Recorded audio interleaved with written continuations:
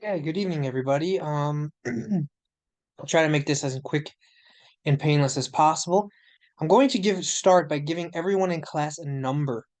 Please remember your number, okay? I'm not sure, sorry, first person, I'm not sure if you go by two or fan or two fan, but you are number one. So, Lee Kurtansky is your last name, number one. Pamela, you're number two. Festina, you're number three. Klaus, you're number five. Norai, you're number six. Tobias, you're number seven. Iskender, you're number one. Bernhard, you're number two. Alexander, you're number three. Ida, you're number four. Lisa, you're number five. Aisha Gu, you're number six. And Kirsten, you're number seven. Nina, and this is Nina Kneidinger, you're number one. Florian Heinzel, you're number two. Hannah Höllinger, you're number three. Amy, you're number four. Sarah, you're number five. And Nina Hofer, you are number six. Anna, you are number one. Simon, you're number two. Laura, you're number three. Laura Gröswang. Lena, you're number four. Asra, you're number five. Fatma, you're number six. Theresia, you're number seven. Alexander, you're number one. This is Hochmeier. Astrid, you're number two. And Manfred, you're number three. Okay, if you need to hear this again, of course, just play the recording over again. I'm going to explain why you need this number now. Just a moment. Let me share my screen with you. I'm sorry, I try to make this as fast as possible, but I am stupid with this kind of stuff. Okay, so let's skip this stuff here at the top for a moment and look at what you should be doing by week 5, or what you should be doing in this week and next week, and be prepared by week 5. Okay, so this is what I call the hiring the right candidate task, and it's 10% of your overall grade. What you're going to do is click this link, hiring the right candidate, and you'll see something, not something like this, you will see this. Okay? Everyone in the group, no matter what your number is responsible for reading this section here. And knowing what the vocabulary words, and by knowing that means writing a definition for them in a Word document, what these words mean. So it's about a fictional marketing agency with some problems in leadership, and they want to replace the current managing director, and you guys are going to be responsible for hiring a fictional candidate to replace this managing director. So you have to read all of this. The bullet points here are just problems experienced in the company. Then these questions here are to help you make your decision. Who would be best at, like which candidate would be the best answer to these questions? And you see this little paragraph here, guys? Pay attention to me now. Ignore this paragraph. I'm going to delete it. But I haven't deleted it, up to now, so I haven't deleted it yet. Just ignore this paragraph here. So again, problems at the company, questions to consider here. Then your candidates are here below. So your candidate corresponds with the number that I gave you at the beginning of this video. So Kirsten is number one, Trish is number two, and so on. There are 7 candidates in total.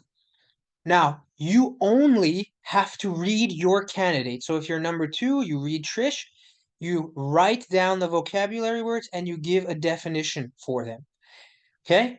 So here's the task. Here's what you're going to have to do. Number one, all the vocabulary that you are responsible for. So the vocabulary up here, and then the vocabulary in your candidate, you must put in a Word document and then have definitions for them. No English word to German word. Okay, if you want to go more creative with it and do mind mapping or pictures or whatever else, you can. But I need you to show to me that you understand what these words mean, and then you can include this in your final vocabulary task at the end of the semester. Okay, so that's number one. Number one is knowing the vocabulary. Number two is in 2 weeks, you will come into class I'm sorry, I have a cold or something. You will come into class and you will have to argue for your candidate. But this means explaining the strengths of your candidate, the weaknesses of your candidate, the opportunities your candidate uh, exhibits should you hire them, and the threats if you do not hire them for the managing director position.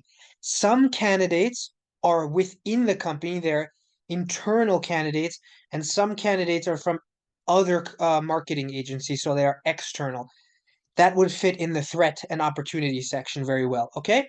So you're going to, if you don't have to create a SWOT analysis for them, you don't have to write anything official that you have to hand in, but it would be a good idea to write yourself some basic notes so that when you come into class in 2 weeks, you can explain your candidate to your partners in good detail. Okay. So that's number two, but nothing to hand in about the candidate, nothing written to hand in about your candidate. Number three, in your group, after hearing all of the candidates, your group has to decide on one candidate. You all have to agree on one candidate to hire for the position. After hearing all your explanations, your whole group has to agree on one. Then, when you are finished, you will make a SWOT analysis for this candidate, for this one candidate as a group. Okay? So let's say there are 7 people in one group. Let's say, I don't know, Lena has Trish. And Lena thinks Trish is the best candidate here. And she convinces everybody else. You guys all choose Lena's candidate, Trish. You all write a SWOT analysis for Trish. Okay, so you don't have to write a SWOT analysis for your candidate and then the candidate you choose. Next, you will write an email explaining to me why you've chosen this candidate. Here is an example outline. This could be very easy for you. You can copy and paste this and just insert important information here. Why am I having you do this? It seems kind of stupid, right? Well, here's the thing. You guys have a lot of passive information incoming to you from Australia, America, UK, non-native speakers, friends, relatives. And although you can understand things, a lot of you guys don't always know what is the format, what is the template, what is the Vorlage, what is correct in a business English and even a standard English scenario. So I don't mean to remove all creativity from you, but I really want to train you in using correct grammatical structures, correct vocabulary phrases, correct structures that we use in everyday business English. And here's one of them. If you use this structure, I know you have written the perfect email. And maybe you didn't really write anything, you just put in some reasons here, but you'll have to read this, you'll have to understand it, and my hope is that you will remember this in the future, okay? So I recommend not creating your own email structure and getting too creative with it because this will be graded. And if you use the incorrect language, of course, I'm going to knock you down some points. I'm giving you a gift here. All you have to do is plug in some information. If you want, you can change a few things. That's fine, but I would follow the overall structure. So in the end, you're going to hand in an email with the bones, with the skeleton here, and then you inserting the reason. So in total, what do you need for this work? You need your vocabulary. You need a SWOT analysis from the candidate you've all chosen and agreed upon. And last, you need an email with the information in here. Now you will hand it in up here, hiring the right candidate by, well, see, you have plenty of time. Yeah, you have 43 days. So it should be, I think, by week 6 or week 7. But be prepared by week 5. So not next week, but the week after that to begin discussions in your groups. So that is a task that you have to prepare for by week number 5. So we're in week 3 now. Next week, of course, is week 4. Please have this ready by week 5. If you have any questions about this, please feel free to reach out to me at any time. All right, now, next week, you have to come in at a designated time. Yeah, at a designated time. and you have to present your graph trends to me. You pick a trend in which you are interested in. I don't care what it is. I said here, look, choose any trend you are interested in. I've given examples. You can even make up a graph. I don't care. This is not a test of truth and reality. This is a test of your ability to synthesize and use language correctly. Okay, so for example, girl in another class today, she said she loves pets. She loves dogs and cats and hamsters and all that good stuff, right? She wanted to do something with pets, but she had too many graphs, and she showed me them, and I said, this graph is really good, but it's a little too short. So why don't you use this graph and then make up your own statistics and then explain it? And she said, fine, that sounds great. Okay, so you can make up your own trend, even it doesn't it can be a completely made up trend, and you can make up the graph as long as you can explain it correctly in 1 to 3 minutes. Now, how are you going to do this? I gave you an example graph description here. Okay, you can see at the beginning I explain what the graph represents, and I do a brief summary overview of the trends. Then here in the second paragraph, I go over every trend individually, month by month. These two things are what I definitely expect from you.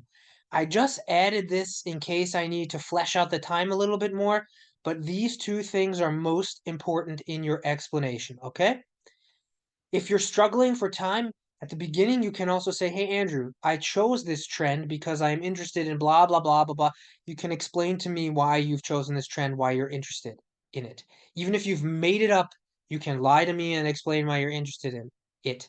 Again, this is not a test of honesty or reality. It is a test of language skills. Okay?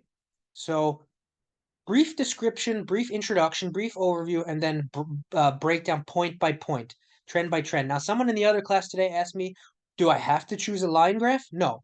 You can choose a bar graph. You can choose a bubble chart. I don't know if you know what a bubble chart is, but I've seen it before. Look it up online. You can choose a pie chart. But remember, bar graphs and line graphs are really the only graphs in which you can express trends over time. So, excuse me, if you want to use a pie chart, it's going to be about Verteilung. It's going to be about distribution. Yeah. And on your Word document, I gave you vocabulary you can use for this distribution, but don't use increase dramatically, decrease suddenly with a pie chart. You can't do this if there's no trend, unless you have 3 or 4 or 5 pie charts. But if you have one pie chart, it's only about Verteilung, it's only about distribution. Okay? If you have any questions, Andrew, does this graph work? Am I doing this right? Ask me anytime from now until you have to present next week. Some people came into class today, even though I made it online, and they asked me about their graphs. Okay, so that is expected of you next week. Okay, so how are we going to do this? We have a huge class. All my classes are always quite large, so I might not be able to fit everyone into next week. And if I can't, some of you guys might have to do it in week 6. Also, if you want to do your time over Zoom, you can do it. It's not a problem. You don't have to be there in person. Some people like to do it better in person and are on campus anyway, and some people like to do it over Zoom. Doesn't matter, and it's not like if you do it over Zoom, you get like it's like a Vorteil for you. It's not like it's better. I can still hear it in your voice and see it on your computer screen, uh, or on my computer screen if you're just reading from some notes. Of course, you can have some notes prepared, but do not read directly from notes, okay? Do not read directly from your notes. All right, so how are we going to do this? Well, I'm going to give you a time. If you cannot make your time, please let me know via email or text. And if you'd like to do it via Zoom, please clarify that with me over email or text or a phone call. All right, so Fan, you are at 17:15. Pamela, you are at 17:20. Festina, you are at 17:25. Klaus, you are at 17:30. Norai, you are at 17:35. Tobias, you are at 17:40. Iskender, you are at 17:45. Bernhard, you are at 17:50. Alexander Kempf, you are at 17:55.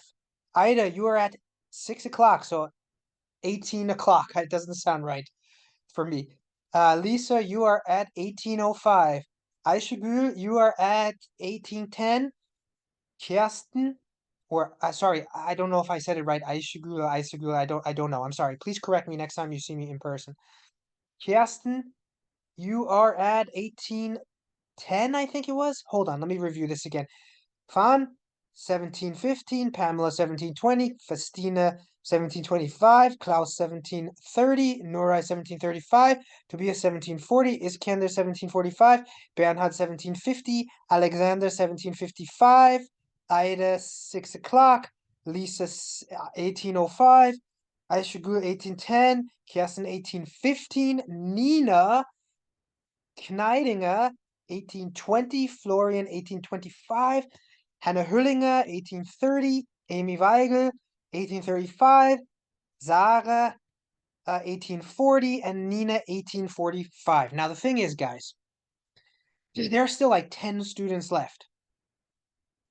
You can either do it like this: Anna 18:50, Simon 18:55, Laura 7 o'clock, Lena 19:05, Azra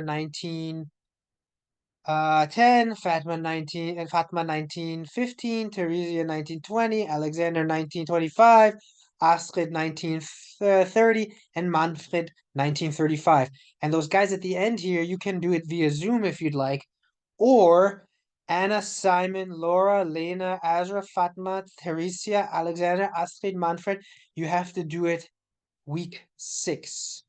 And I probably would make the task a little more difficult for you because you have more time to do it. So Anna, Simon, Laura, Lena, Asra, Fatma, Theresia, Alexander, Astrid, Manfred, contact me if you would like to do it at the time I gave you and do it via Zoom. Or if you want to do it in week 6, but I have to make it a little more difficult to be fair for the other students. Okay, if this is not clear to anyone, please let me know.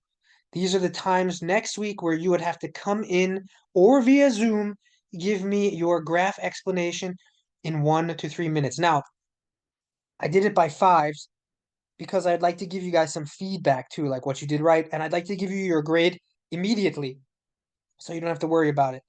That's why I've given it 5 minutes, even if you only explain it in 1 to 3 minutes. Okay? If anything is unclear, please feel free to let me know. All right, one more thing, guys. Going to week 3, I wanted to show you what your final exam looks like and what your coffee connection report kind of looks like. I wanted to go over it, and actually the hiring the right candidate task is kind of like a stepping stone. It's like a schritt here before you write a report, and then you write a report, and then you do your final exam.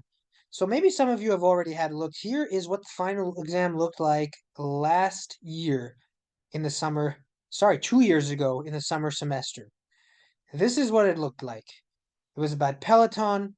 You had to read some things here, some information, here's a graph, so on. This is what the final exam looked like.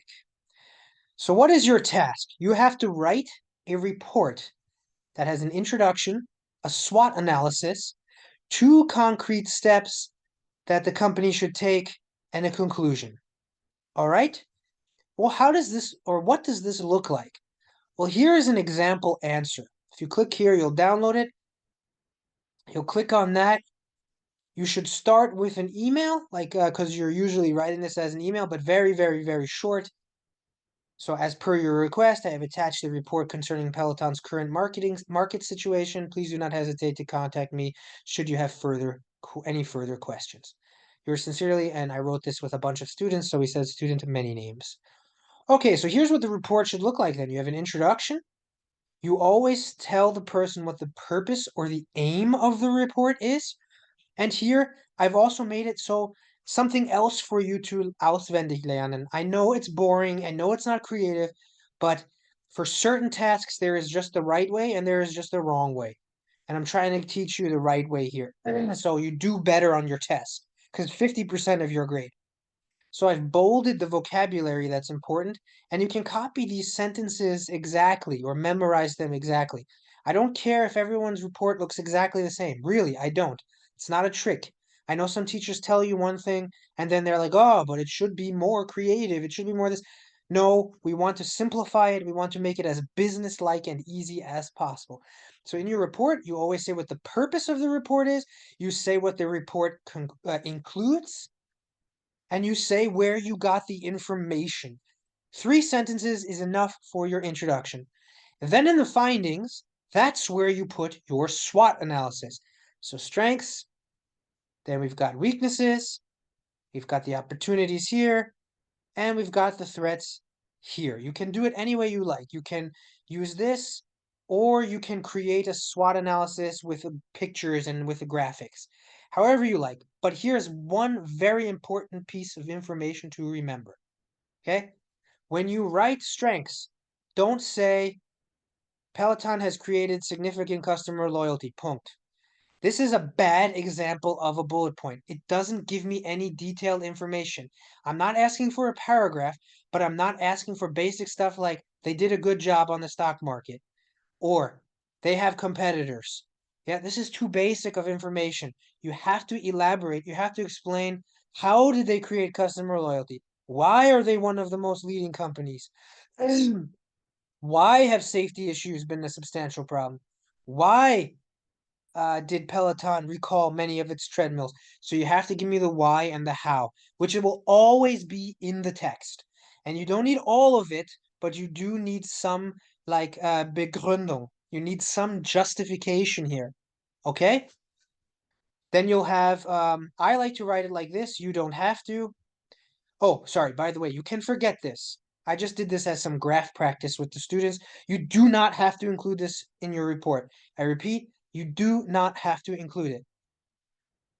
Then after the findings, I like to have my conclusion because my conclusion is going to tell me what must be done, what needs to be done.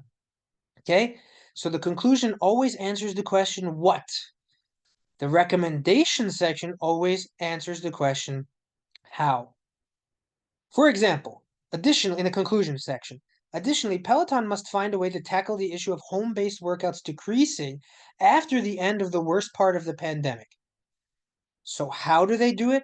Lower subscription prices to bring in more customers, so here it would be prudent to, and make sure this too agrees or functions or works with these here. So don't say it would be prudent to and then recommend doing that doesn't work, that doesn't agree, right? So it would be prudent to lower subscription prices to bring in more customers following the financial loss due to the recall of, oh, sorry, that's my bad. This doesn't answer the decreasing memberships. It answers this question. Peloton is facing an issue with negative media attention due to safety issues and must address this publicly. That's the first conclusion. And here's the answer. Lower subscription prices to bring in more customers following the financial loss due to the recall of treadmills and possible threat of losing customers post-pandemic. Okay, so it actually answers both of these here, right? So anything you have in your conclusion, what must be answered how in the recommendations. I'm sorry for the confusion here. I haven't read this report in about 2 months. Okay, but I think you understand me. If you have any questions, feel free to let me know. So this is like a perfect 1.0 answer on the final exam. Perfect. You can use bullet points. Here, I didn't use bullet points because it was one paragraph, so I thought, meh, not necessary. And in the introduction, no bullet points because it's just 3 sentences. But in the findings, I used all bullet points, and so can you.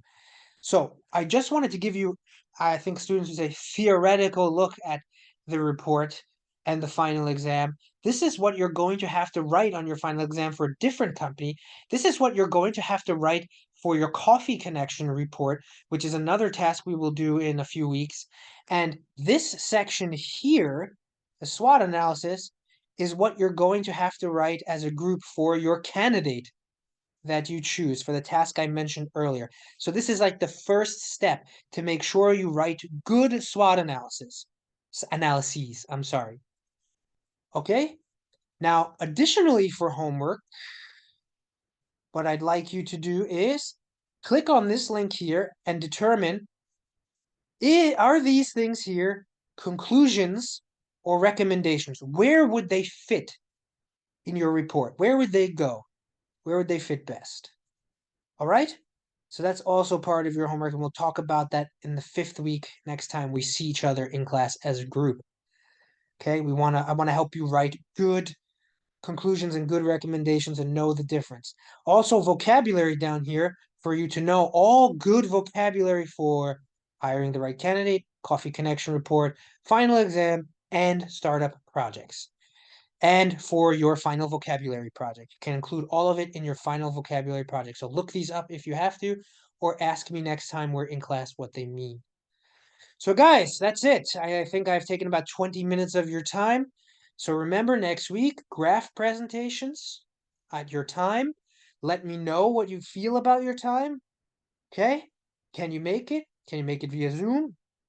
And also, please read the hiring the right candidate stuff this week or next week, just so you have it ready for class number 5, hiring the right candidate discussion. So this stuff here. All right, guys, I wish you a nice evening. It's evening when I'm recording this, Monday evening. So have a nice Monday evening. Take care.